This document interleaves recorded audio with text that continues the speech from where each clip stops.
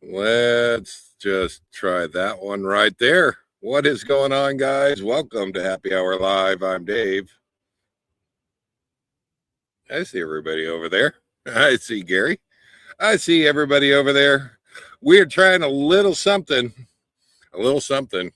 I got the Starlink is right over that way, about 20 feet, and we're gonna try the Starlink parked and see how that works. So you guys will have to fill me in if it's struggling on your end. Let me know. But I just thought, let's try the Starlink and just see. So we're gonna try it. I've got the AT&T. I've got the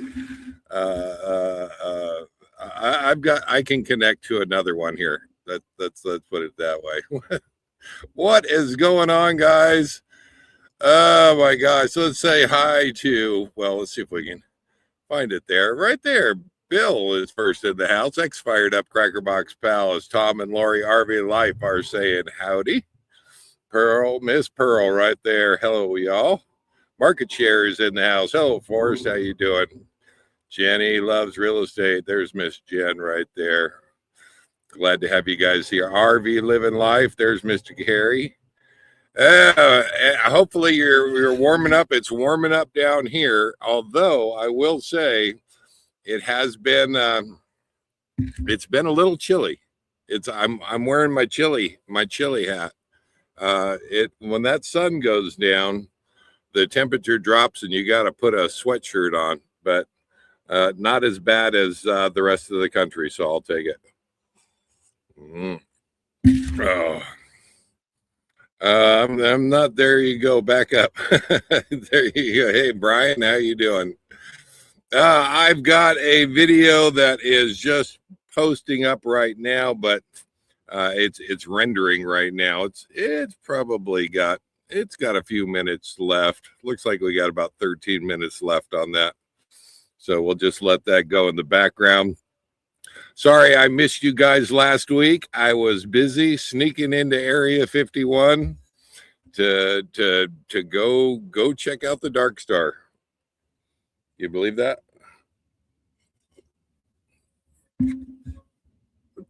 And I drove all the way back, but that's why I had to miss Area 51 is over that way. Let's see here.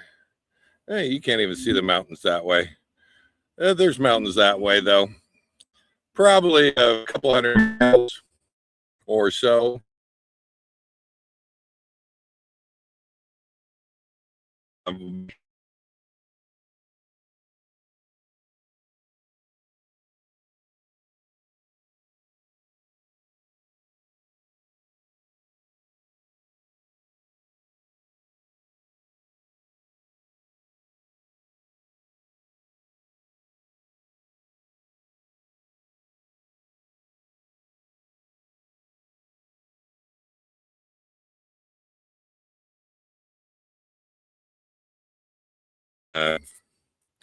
There we go. Okay, we're winding a little bit. If it was an emergency situation, and sometimes it's been that way, the Starlink, even in the park, would looks like it would actually work to get me out there. So spring is coming. Spring is coming. 66 degrees. That's not doing too bad. It's yeah, you're not doing that bad. I have to check my phone. I got a grand whopping total of 79 degrees here right now, but I'd say in about 20 minutes it's going to drop down to about 65 right quick. And yeah. Oh no, you can't switch to my van. Yeah. I do have my other my AT&T. It is ready to go if I need be. If it starts swirling again, I'll try it again. So you are freezing up. Freezing up. Do you have to use freezing? Oh, Miss Bonnie is in the house. There she is. How you doing? Don't use freezing. Is there another word for freezing? I don't know. I don't know. Oh my gosh. It has been a good week there, though. I am in Quartzsite, Arizona, moved out of the big city of Palm Springs, and I'm glad. I'm actually glad. Um, anymore now, staying in the cities, I'd rather have this right here. If you can see behind me, you can't see anybody. Quartzsite is looking pretty. You are flaking up. That's better. Wait, that's okay. That's got to be. That's probably Lori because yeah. I don't know. Locked up. I like locked up.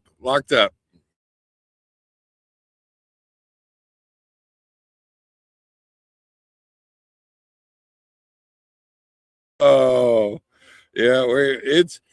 If I had to, though, this is better internet than some of the places that I've had in the past where there was no internet. And yeah. Oh, Bonnie's out there feeding the animals, tried to outlast the wind, but it's still blowy. Yeah, no, don't lock them up. Yeah, no, we don't want to get locked up at Area 51. We sneak in, we sneak out. They never see me coming. So I do have another video. I suppose I could go ahead and put that on here. But let me real quick post up in the comments if you want to join in tonight. Open mic. Click this link right here. I'll throw it in there. And if you click on that link, you'll end up in the green room here. I'll introduce you and say hi. So looks like we got a few more minutes. I'll give you just a taste of this one. How many people have had problems with water pumps? And I mean, if you've been on the road for any amount of time, it doesn't take long before you're going to have a water pump problem. And I went ahead and made up a video. And you don't have to replace that water pump. And don't worry though, we're going to get to Area 51. We're going to get to the Darkstar. That video is still rendering though, so hang on here. We'll show just a little bit of this one right here, if it will. What is going on, guys? Boondocking again. Pilot Knob, Arizona. And there's quite a few rigs here, surprisingly enough. But coming out of the resort, getting to here, discovered, I was having problems with my water pump before. It's definitely a problem now. So I'm going to replace the water pump on the coach. Hang on, I'll show you what I do.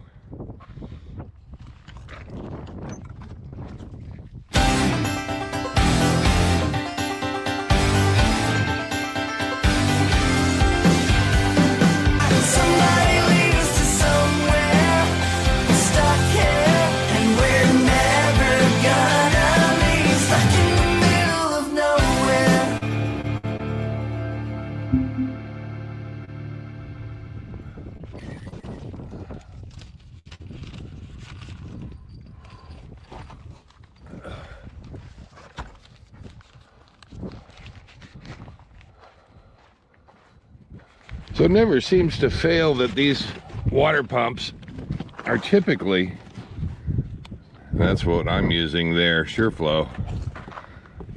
They are typically meant for the weekend warrior. They're not really robust, but when you're full timing and you're using them often, I get about a year, maybe two out of a pump. And if I had to replace the pump every time that one of these things went out, here's this one. There's the price on this one, $154.98. I didn't pay that. Somebody did. Somebody paid it. But through my travels and going around the different resorts, things like that, people replace the whole pump if it goes out, and they just spend the $154. Well, 9 times out of 10, and maybe it's a little bit more than that, 9 times out of 10, it is the switch. And I actually, whenever I make my Amazon orders, I order a couple of switches whenever I use one.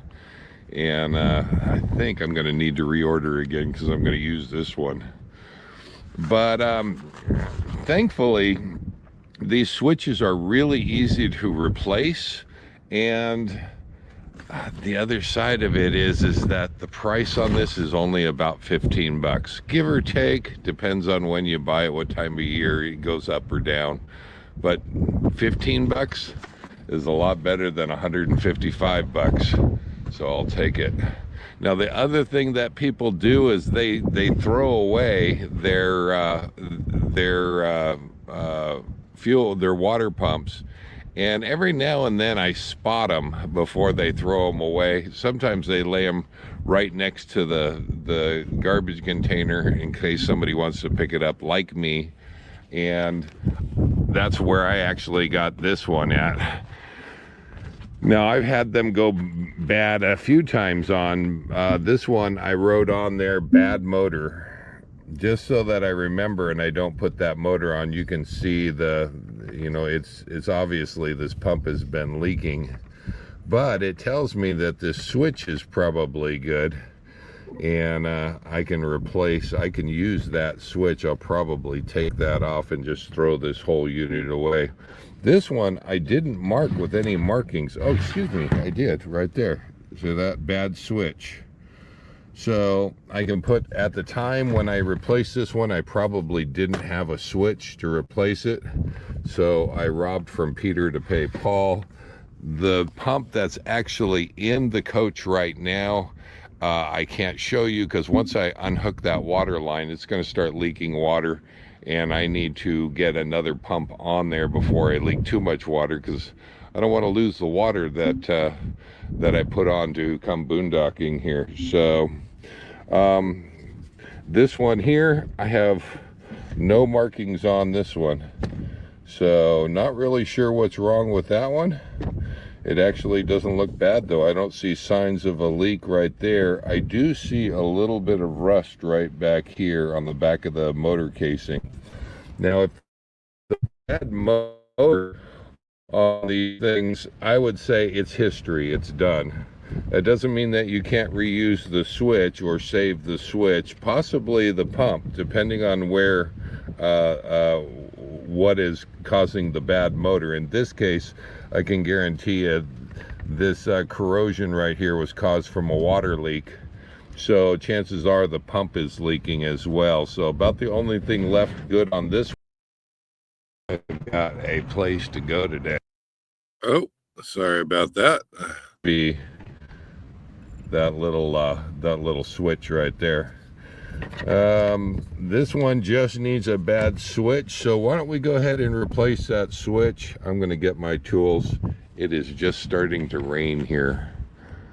Hopefully I can get this done before it really starts raining.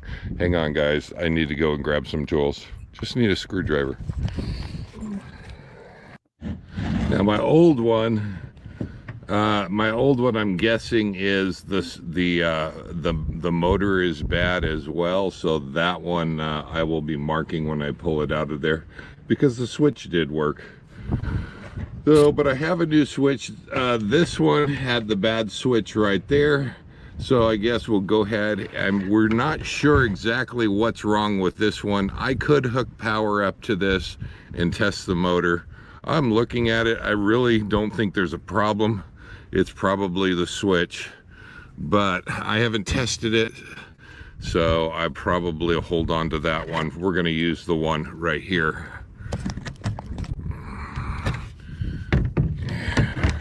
See if I can do this really quick and so that you can see. Pull this old switch off right here. And these switches are specific to the model, so you do need to look up your model number, and the model number is right there on the back of your pump, and order the switch accordingly. Don't order the wrong switches because they're not interchangeable for the different models.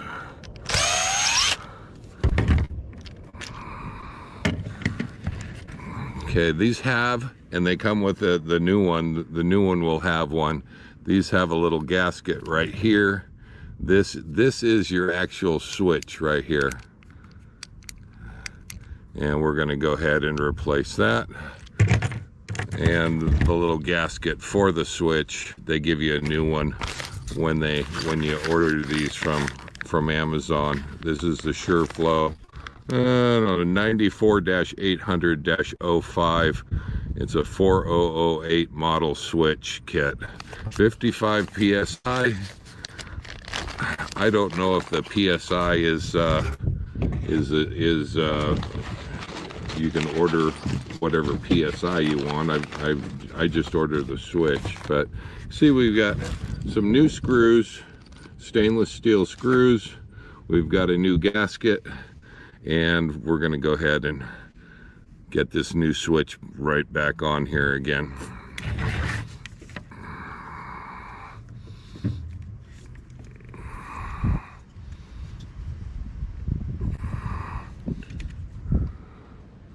Let's see if I can figure out. Just like that.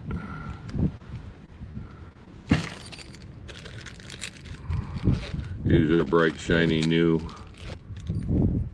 screws here. These are really pretty easy to replace. I have one long screw that's going to go on the long side over here, and screw right there. I'm using power to do this, but I know not to tighten it too much. You really don't want to crank down on these too much.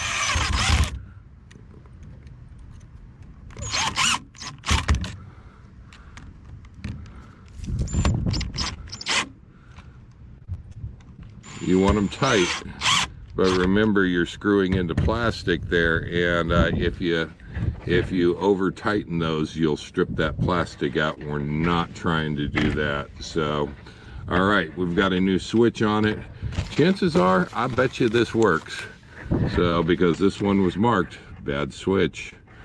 So everything else probably works just fine. Let me go stick it in here and see if we can make that happen.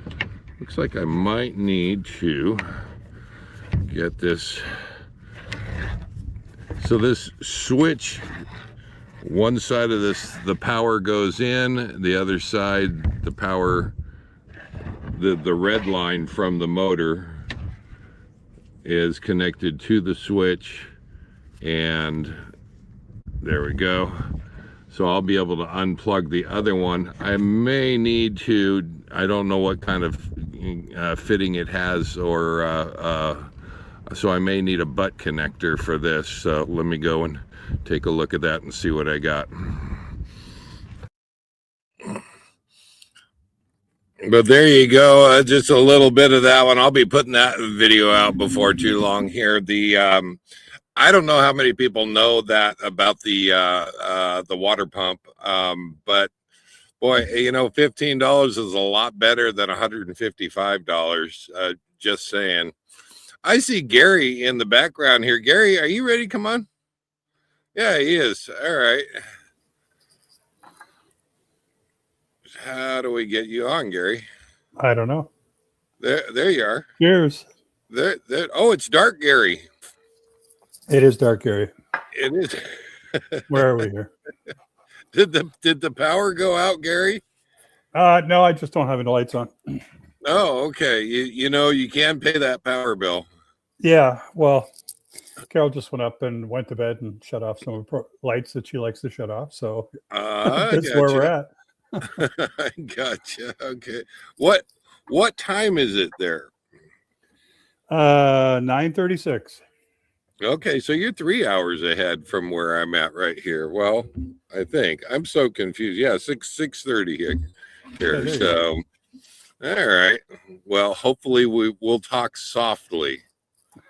Well, I got these on, right? So It's Shadow Gary. You got cheers.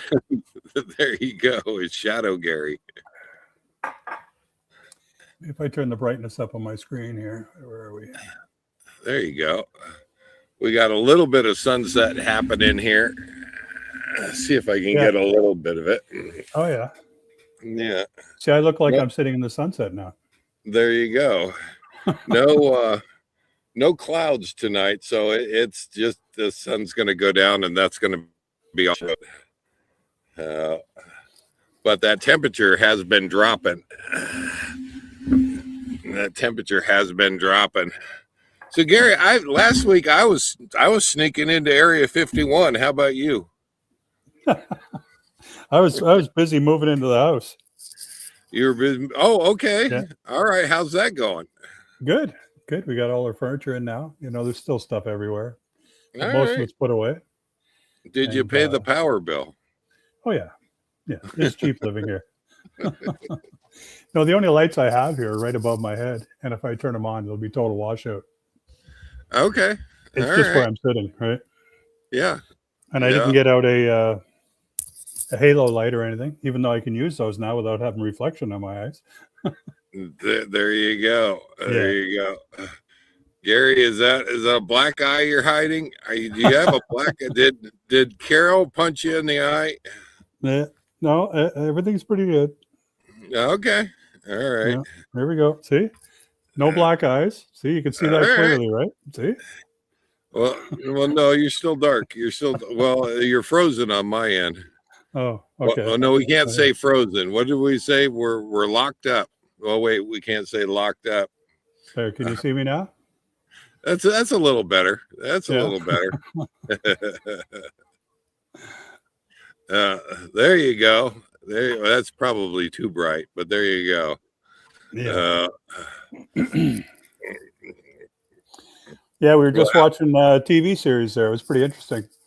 It's about boats that come out of Montreal, and they go up the eastern coast of Canada, and they supply native or Aboriginal towns that are up there, that are mining towns, fishing, whatever, right? Where they have like 800 people living in a town, and they have no method of transportation other than the fact that a boat comes once a year. And everything they trade goes out, and everything that's coming in comes in on that day. No kidding. Yeah, so that's pretty crazy. So you see these massive container ships with like big front end loaders and a barge on it, and all kinds. They have cars on there. People buy cars, all kinds of containers and everything. They bring their own barge. They put it in the water, and then they put these two huge front end loaders on the barge, and then they put some freight on it, and they bring that to shore. And they take the front end loaders and bring your, forklifts. They bring your stuff to wherever you live in that town and deliver it to your doorstep, and then load up the machines and then the barge and everything back on the boat and then go again. Wow. Crazy. They bring everything they need to unload it and bring it to your house. I want. I wouldn't even know where to begin. Do you order on Amazon to do that or what? I don't know. I think it was on Netflix or something.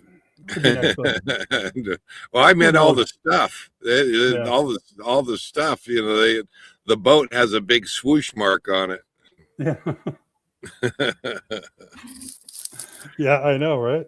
Well, that's one thing I'm thankful with now is I actually have a front step that I can have Amazon deliveries at. Next day deliveries, front door. Like, love it. Oh, that's awesome. Yeah. That's awesome. So go ahead. Oh, I was just gonna say I missed you last week. I was busy going and seeing the Darkstar, right? And and I how are we doing? We're on the Starlink, and I haven't heard anything other than Gary's dark, but yeah, it seems to be working. Yeah. Definitely. Okay. if it goes out, it's about half of what I normally require for a live, but it seems to be working. And if it goes out, don't worry, I will be back. I will just switch over to the AT&T and get back on that way. So you might have the show for a little while, Gary, while I do that, though. Well, we're getting fiber optic cable here. That's going to be awesome. But okay. I just downgraded the Starlink in the RV because it's up in the storage yard now. We actually have a spot in the storage yard here. And we have a plug and water there even. So nice. anyway, yeah. So hey, I can see me now. What happened? Oh, it went away. But anyway, so far everything's been doing good on this end. Yeah, I'm hoping to, in Canada it's $7 a month, right, instead of $5, but because of the exchange, right? But I'm hoping to be able to see the cameras up in the RV at night and whatever. Okay. Yeah, and I think it'll work for that. If it'll work for this, it'll work for that. I'm almost certain of it. For sure. Yeah. So, well, would you like to see the Darkstar, Gary? Yeah, let's do it. All right. Let me go ahead and put it on here. All right, and if I get any black helicopters circling around, I may have to go all the way to the end. Before you go into this, what is a Darkstar? So Area 51 is we have Forrest in the house. Oh, cool. Yeah, good. Hey, all. Hey, man. That may be too much. I may have maxed out the Starlink.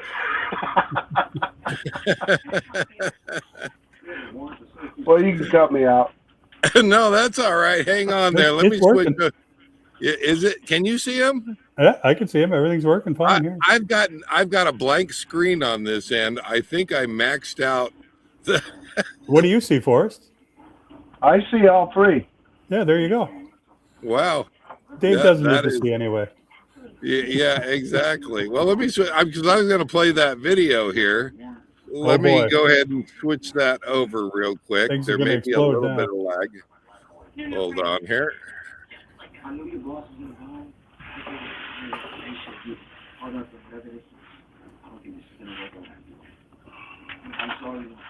There we go. Now I can see. How you doing, Forrest? I'm doing great. How are you guys doing? Good. I was just explaining the Darkstar to Mr. Gary here, and so Area 51 it's known for its deep black projects.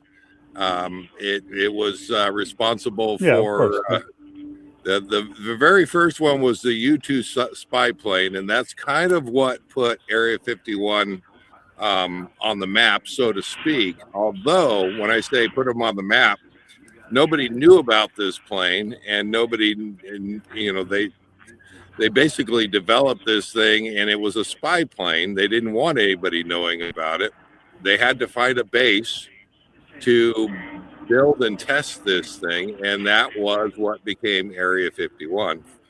And through the years, they have developed numerous planes that have been top secret, for whatever reason, including the SR-71 Blackbird, the F-117 Nighthawk, and many others. But their latest project is the SR-72, or what's also known as Darkstar.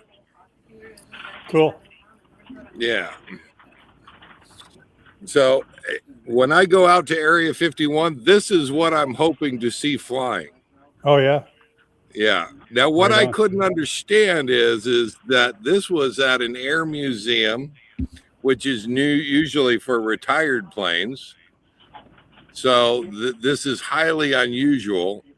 And I can't understand how it is that they're showing a Darkstar. Well, what is it, a mock-up or the real thing?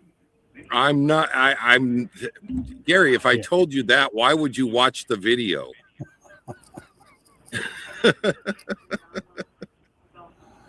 Right.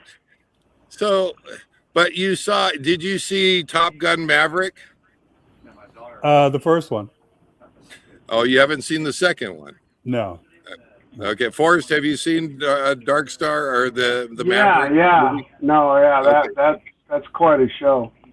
Yeah, that is the plane that Lockheed Martin worked with the filmmakers to build a plane and to use the plane on. Obviously, they, you know, had to do a model, but yeah, Where they dropped down into that crater and delivered that bomb. Is that the one you're talking about? Yep. If you haven't seen the movie, you definitely should go and see it. I think it's just as good as the first one. So if you like the first one, let me go ahead and see if I can pull this video up, and because I know everybody's kind of waiting here, let's see if we can't put it on stage. I've got a place to go today that I'm kind of looking forward to. Another air museum. I like the air museums, I have to say.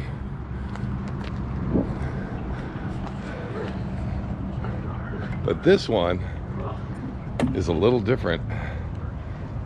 They've got something, from what I understand, if we're lucky, something they've been developing in Area 51. And I'm going to try to get a shot of it here.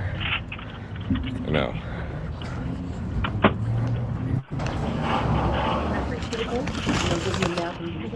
Awesome, thank you.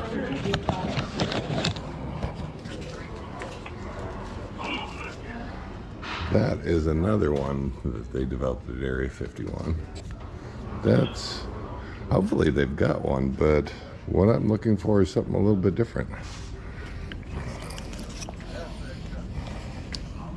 Let me break into this video just a little bit here and explain something that I am chasing here, something that I am going to see here now.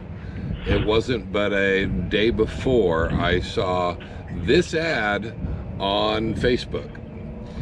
And when I saw this ad, I was perplexed. You and I both know that the government doesn't like sharing its secrets. How then is something like the Darkstar here, which is an Area 51 project, working on it out there, top secret, beyond top secret.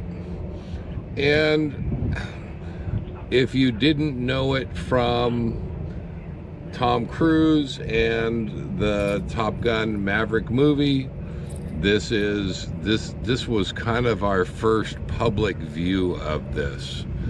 And now, granted, in the Maverick movie, they had to build a model, but they worked with Lockheed Martin Skunk Works to make this model for the movie, and they gave out some secrets, gave us just enough to get us to come to the movies. And I did go to the movies. I did see the movies at the movie theater. So, but this was perplexing. This ad that they had on Facebook was confusing. How is it that this plane is at this air museum for anybody in the public to go and see? It did not make sense to me. Did not. I did not understand that. And on the internet, you can find some places where they talk about canceling the program. And I thought, oh no, have they canceled the program? This program was to replace the SR-71 Blackbird. In fact, its official or unofficial designation beyond Darkstar is SR-72, the next in line, the next in succession twice as fast as SR-71, not quite as fast as in the movie Maverick. I don't think they're going to be reaching Mach 10, but it is in development. They are working on the plane at Area 51, and they are overcoming some things that when you're going that fast, you're going to have to overcome, and they are working on it. So I am going to the museum to see what they have here. I don't know, but let's go ahead and go back to the movie. If anything else, maybe I'll get to see an F-117 Nighthawk, and because I can't believe they've got a Darkstar here. I can't. Nice lady inside. Give me the rundown of where everything is at.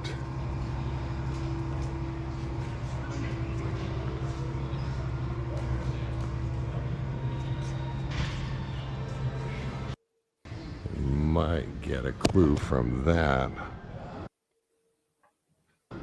on where this plane came from.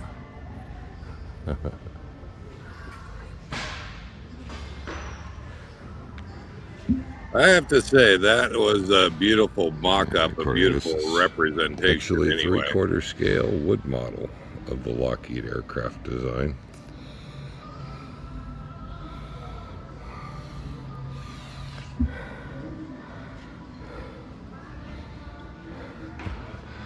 Very impressive.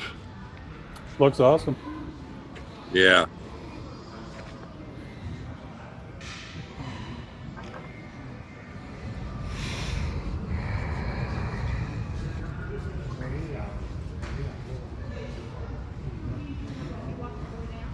They are working on this at Area 51.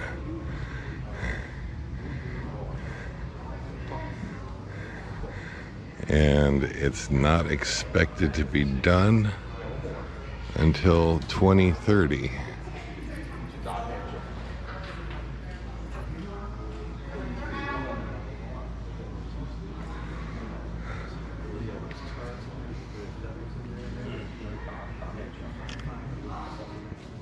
I hope in one of the trips that I make to Area 51, I hope to see one of these flying.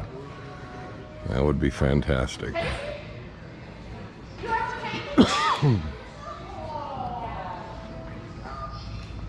So there you go. Anyway, I'll go ahead and stop it there.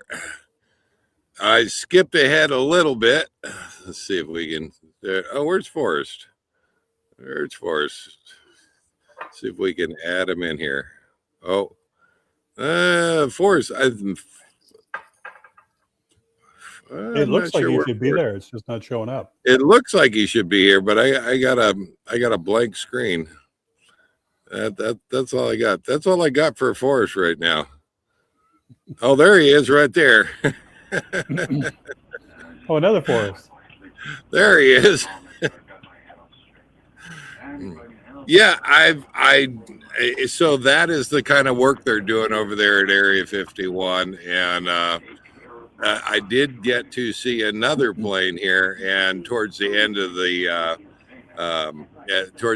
live here, I'll see if I can't make that happen. So, but great trip over to the Air Museum. It is the mock-up of the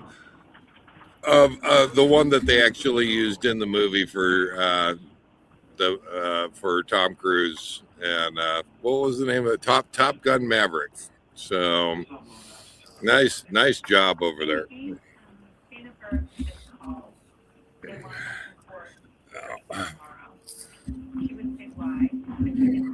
Well, Forrest, we didn't get a chance really to say hi to you. It looks like he may be locked up again. I don't know. Are you there? Around. Is he? Looks like he's watching TV.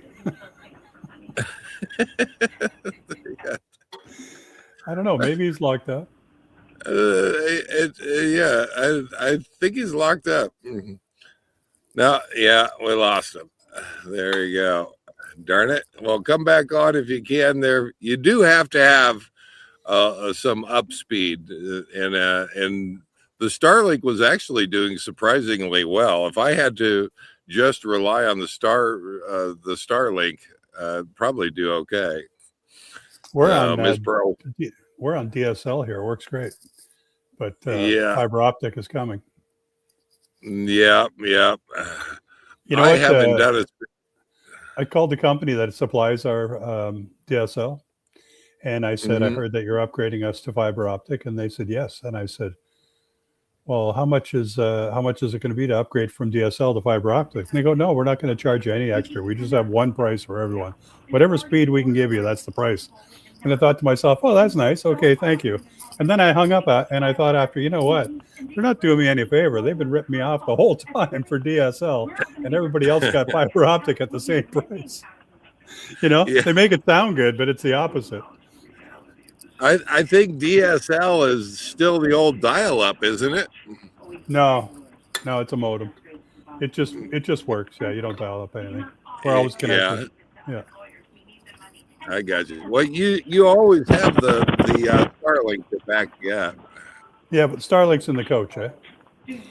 Right. But in here, we got everything hooked up. You know, the microwave's on the internet, the fridge and the stove, everything, right? All the required stuff, and TV. Nice. Oh, that sounds like a crash. Yeah, I don't know. It sounded like a crash. Is that Forrest over there? It might have been.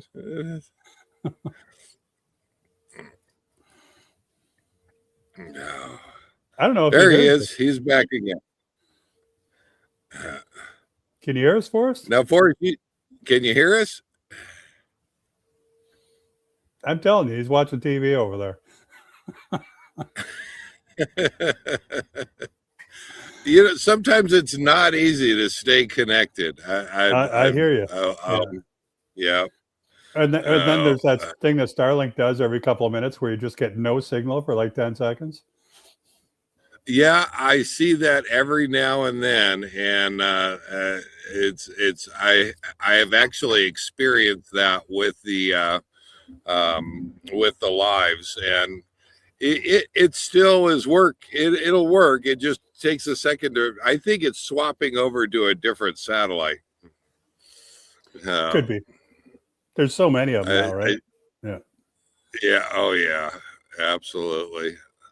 Looks like Forrest is back again here.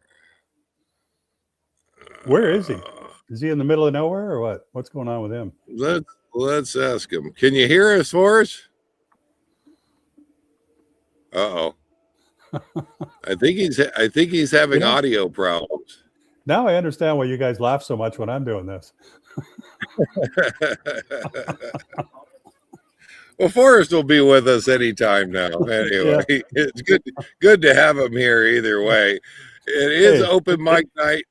It's like background music, you know. You got something going on in the background.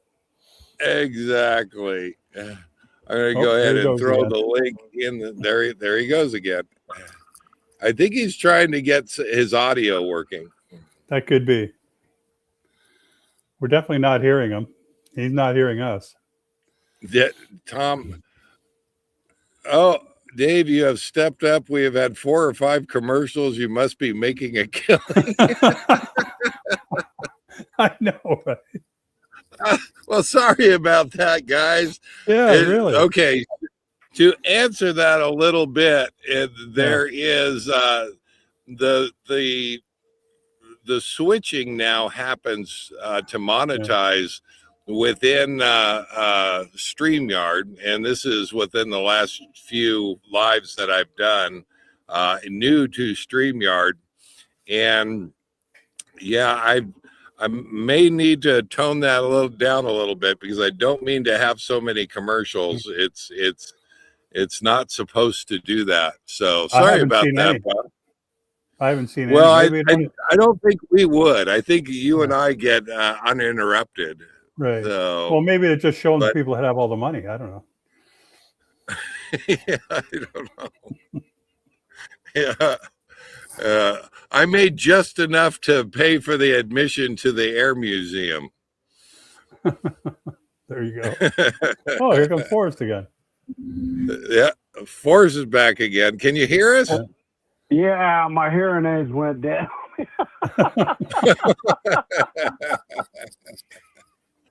Okay. Yeah, and I was trying to show you my sunset. I'll have to flip it around. I don't know if you can see that out there. Oh yeah. Oh yeah, it looks good. Oh, sweet. So Where you at? We're at Silver Strand. We come down here every year and celebrate our anniversary down here. So it's Nice. In between Coronado, Point Loma, and Imperial Beach. So been coming down here since I was a little kid, back when it was just park on the sand, you know. So they got a little state park down here. So nice. Fantastic. Yeah, we got a little bit. I don't know how well the camera does. Yeah, it's there. It looks just good. Going down. It's about the same. Yeah. It's just it's black out there.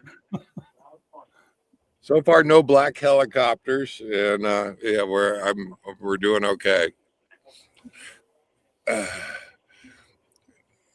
So, Forrest, what's the plan now? You're gonna stay down here. When you say Imperial, what state are you in? California. So okay. In between San Diego Bay and the last city before you hit Nogales, which is Imperial Beach, there's a state park there. Pardon? Tijuana. In between Tijuana and San Diego Bay. And it's a state beach. You can back, in fact, I'm about 3 feet backed over the curb onto the sand. And they have water and 30 amp hookup, 50 amp hookup. And they have a sewer dump where they have a guy that will come around every morning and suck your tank out for a fee. So I've been coming here since it was just raw sand. My dad used to do some consulting work over here. And, you know, growing up in the Phoenix area, you want to sit in 110 or do you want to come to 70-degree weather? So we would come down here and he'd pitch a tent. We had a little camper and he'd go off and do his work and I'd fish in the ocean. So nice. Yeah, that's why it's so salty. I figure. Yeah. Well, it probably keeps it pretty temperate there, being close to San Diego. Yeah, we hit in the 80s today, but the whole western coast and even, you know, we've been warm in Chandler area, you know, hot and cold this spring. But it's going to cool down under 70 for the next couple of days with a little bit of cloud. You know, the weather here can change day to day, but, you know, it's usually you can call 75 an average temperature here. So yeah, that's good. That's perfect. Yeah, well, I figure you got about a month left of that. Yeah, well, you know, down here because of the marine layer and all that, it stays, you know, in the 70s, low 80s, and it doesn't fluctuate that much. But you know, Phoenix, we've been up to 90 already, and then back down, and so. But you know, I was born and raised there. I'm used to it. But then we head to the White Mountains in Arizona for the summertime. So. You know, and it gets a little warm up there, but we're at 8,000 feet, so you can imagine most of the time it's pretty nice. So yeah, I was going to ask you what your plan was after there, because it does still, you're still in the Southwest and you're still talking 100-degree temperatures. The marine layer may keep it, you know, may help a little bit, but yeah, you definitely want to get to a little farther north and a little cooler temps. So that sounds perfect. Yeah, we have our home base there in Chandler, and you know, we spend about 2 to 3 weeks off and on up in the mountains in the summertime, but then we have some family we got to take care of, so we're back and forth. But 8,000 feet versus what we have to deal with in Chandler, it's a lot nicer. Yeah. There you go. There you go. Yeah. Yeah. It's Chandler. Last time I was there in June, we were talking 115-degree temperatures. So I did not want to be there. Yeah, no, it's, like I said, I was born and raised there, but I can handle 100 degrees no problem because it's so dry. But I sit on my porch or my gazebo and in the shade and not really break a sweat. But if we get a monsoon, it kicks up, 110 degrees. It'll get a little humid. But I've been coming to San Diego since I was a little kid, and it just, we're doing 10 days here, and then we're back home for a while and doing our thing. So fantastic. Fantastic. Home is Chandler, Arizona. It's a suburb of Phoenix. Oh yeah, right on. Yeah. So we grabbed the dog. I got a big old German Shepherd, and she just. Oh, we got one too. Love it. Yeah, I trained her here when she was a pup. We're pretty tight, we're not spread out here. We're sitting on asphalt, and you got enough room in between rigs. They come and go. The weekends are pretty crowded here, but I put her on a leash, and you know how smart German Shepherds are, Gary. Yeah. There's kids on bicycles and kids on rollerblades and kids on skateboards and dogs shooting out from RVs barking, and she just, nothing phases her, Yeah. But when That's they try to dog. walk through our in between our trailer every once in a while, she's gonna let them know. Yeah, exactly. Taking care of home. I had to tell some little kid today. He kept running back and forth, and I went out and I said, "Hey, I'm okay with it, but if that dog's out there and it bites you, you're on my turf and her turf, and she's gonna take care of you." Exactly. So mine, I can walk my Lexi. I can walk her down the street, and if the other dog's going by, stay quiet. She's fine. I can just tell her, be a good girl, whatever. But as soon as all these little yappy dogs go, she gets lit up sometimes. Yeah. What are you going to do, right? And then they blame me because I have a big aggressive dog, right? Yeah. But mine was fine. she's 6 now, and she's I walk her even though it's illegal through a city park every day. I walk about mile and a half to 3 miles off leash, and it's there's a leash law, but if I see other dogs coming or people coming, I'll hook her up or I'll walk out into the grass or something. But I have about, I'd say 95% control. She doesn't like alley cats, and if I see a cat anywhere around, I got to leash her up because she's going to go after it. And then we have some wild coyotes in the morning, or if I go at night, they come cruising through the park, and I got to leash her up because she doesn't want any part of them. She wants to run them off, and I don't want to see I know who's going to win, but I don't want to see who's going to win. So those scrawny little coyotes don't really, unless they're in pairs or more than one, they don't really stand a chance against her. So, but well, I had to pay medical bills for a couple of dogs, so I keep mine leashed. Yeah, no, I get it. I get it, but we're not in anywhere where I can let her go, right? So I bring her to leash-free park, right? But the leash-free park's got to have big dogs, of course, right? Or it doesn't work out. But when I can let her go, I do. But she's fine. Yeah. Yeah. Well, and then when we're up in the mountains, we're up in Uncle's cabin that's got acreage. And I walk her down the road there. The houses are way spread apart. A lot of times can't even see the house next to you or around you. Oh, yeah. And I trained her not to, in the spring, the elk start dropping their young. And, a mama elk would trample her to death. So I got her not to go after the elk. squirrels are the only thing that she wants. She wants to try to catch them, but she's realized she can't do that. So. Well, when I get up further north, I go to my mom's or my brother's or Carol's family. You know, they have large acreage, so we let her go there, right? And she just loves it. But yeah. So she doesn't know what to do if you're not right beside her. Eh? She's a city dog, you know. Yeah, no, they're real good about that, and like I say, training her here with all the commotion and you know, I've got friends that were canine officers, and I got a little bits and pieces over the years, and my son had one for a long time, and you know, they kind of train you in a way. You just see what their behavior is, and then work with them. But she wants, like walking through the park here. You know, other than shepherds will like to go out in front of you and sniff and everything.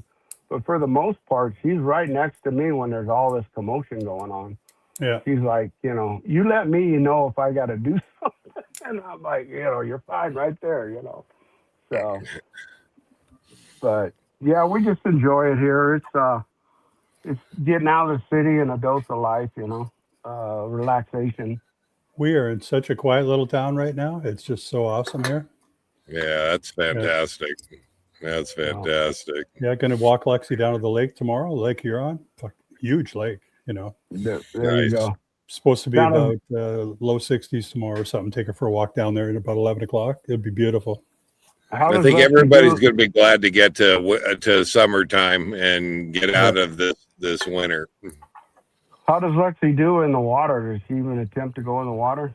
She loves it. And she'll really? go in, even in the ocean, she'll go right in until she gets that first big wave that hits her right in the chest. Yeah. And then she's out. She's near the shore again, right? But when you bring her to lakes in Northern Ontario and that, you just open the door and she is gone. She'll just run and jump in, right? Wow. Yeah. So if you let her, right? You know, she'll look at you like, I want to go. Right. So, yeah, mine's not a water dog. I had labs that were obviously that way, but she, for some reason, she just doesn't want to jump in, you know. But where we're at here, you can't have dogs on the beach, which is fine, you know. They've left. So I've never water trained her. Or, you know, we go to Mountain Lake, and she'll walk in it a little bit, but she doesn't really want to go swimming. So Lexi gets very excited. What happened to Dave? I guess he didn't want to do a dog show. He's gone off doing another show now. He'll be back. Yeah, I lost my audio. Oh, you can't hear me? Oh, there's Dave. he was on a commercial break, I guess. Dave's not here, man. Dave's not here. I know, that's the best, huh? Yeah, it doesn't matter. I think I'm switched back over to Starlink, and it doesn't matter. It's struggling here tonight. It just switches on its own, or what? It will. Everything is connect automatically. So if it loses one, it switches over to another one. You're fancy. And it did that quickly, but I think it switched back over to Starlink, and yeah, it sure did. So now I can't see you guys. Can you guys see? Okay. Okay. Yeah, you can't see us. Wow. Yeah, that's interesting. That's interesting. Well, I think Forrest lost his audio. Forrest lost his audio. I was going to show this video that I did get to see an actual plane that was created. You know, Area 51, when they kick these planes out, we don't hear about them until they're retiring the darn things. Oh, yeah. And this would be one of them. I've actually got to see a couple of planes. I did get to see an SR-71 Blackbird after they retired it, and I was lucky enough that they had another one there. I'll go ahead and play that video, and let's see if I can find that here. And there we go. I'll let you know if it plays. Forrest is gone again. Yeah. to go today, but I'm kind of looking forward to. Let's see if we can get up here to this. Yeah, it'll be right after here. One of them anyway. And I'm here to tell you that that is exactly the type of seating they had on the C-130 to sit in. It didn't matter which side of the plane you sat on. It wasn't exactly comfortable. And I have been in one of those seats for a few hours.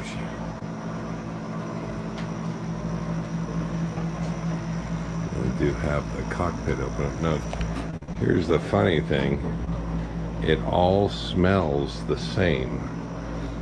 I walked through that door coming up here. Walked in here. It smells the same as that C-130. And brought back a lot of memories right there. Didn't have an AC going. I'm telling you, that would have been nice. Number of other planes on the outside. We're heading down to another one down here, which is an actual, from what I understand, an actual plane from Area 51. Recently retired, from what I understand. They still fly several of them around Area 51. But they are a retired plane. I suppose they are using them for radar testing and so forth.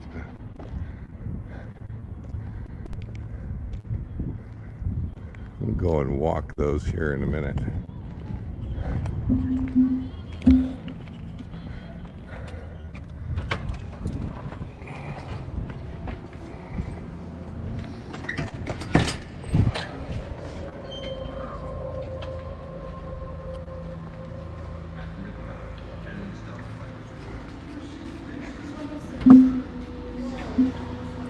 Now that is an actual F-117. And I'll tell you what, that is impressive. It still flies.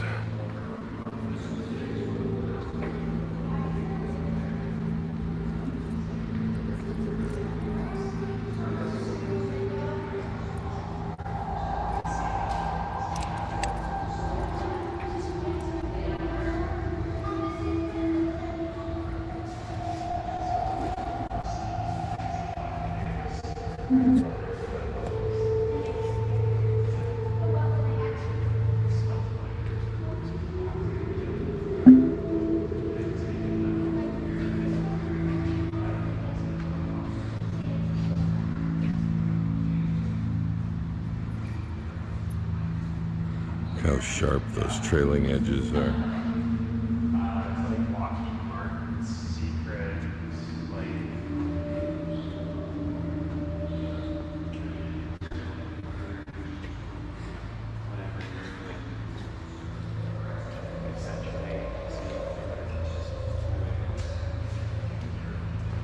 Indeed, when they were testing these Area 51, these planes were responsible for some of the UFO sightings. And they mentioned there were not a lot of movies that had the F-117, the Nighthawk, in it because they were top secret. Still are, I imagine, many parts of it.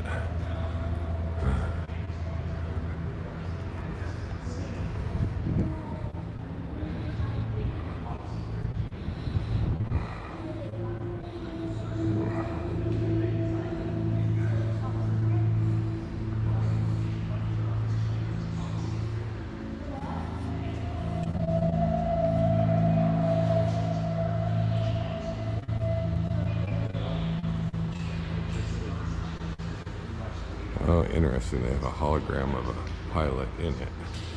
I don't know if the pilot shows up on camera or not.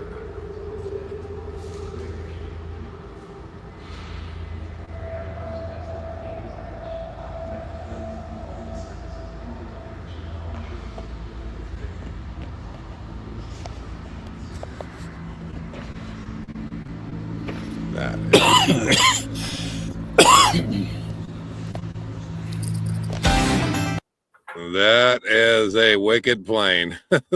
There you go. Awesome. Anyway, yeah, we're gonna go ahead and wrap this up. Thanks, Gary, for being here. You went totally dark there. Oh, I figured out what it is. It's if I go, there we go. If I make it full screen, all I have is your black background to light me up. Oh, but gotcha. if I minimize the screen, all the white around it lights. I gotcha. Yeah. I gotcha. Well, thanks for being here. Thanks for Forrest too. I think he's somewhere there. At least there's a space for him. But we will see you guys next week. Hang on, if Gary and Forrest, if you want to hang on, and we'll see you guys after the show. Everybody have a good week. Live life full time. I'll probably be here next week still. So maybe. We'll see you. Maybe we'll we'll see you then. Right. Take care, everybody. All right.